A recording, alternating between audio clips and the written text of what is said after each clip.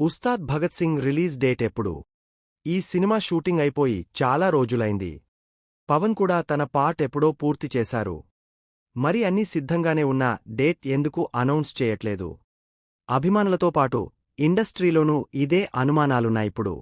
వాటన్నింటికీ సమాధానమిస్తూ ఉస్తాద్ డేట్పై క్లారిటీ వచ్చేసింది.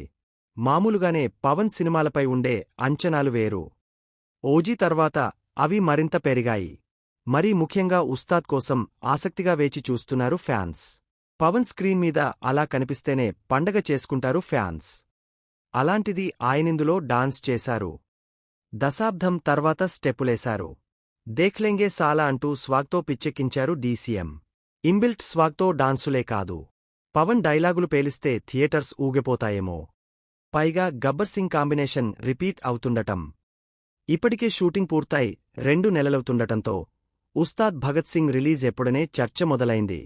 అన్నీ కుదిరితే ఈసారి సమ్మర్ సీజన్ పవన్తోనే మొదలయ్యేలా ఉందిప్పుడు. ఉస్తాద్ భగత్ సింగ్ను మార్చి 26న విడుదల చేయాలని చూస్తున్నారు మేకర్స్. ఆ రోజే రావాల్సిన నాని ప్యారడైజ్, మరుసటి రోజు రావాల్సిన రామ్ చరణ్ పెద్ది రెండూ వాయిదా పడేలా ఉన్నాయి. అందుకే ఆ డేట్ను ఉస్తాద్ తీసుకుంటున్నారు. అన్నీ కుదిరి మార్చి 26న పవన్ సినిమా వస్తే సమ్మర్కు అదిరిపోయే ఓపెనింగ్ దొరికినట్లే. చూడాలిక ఏం జరగబోతుందో.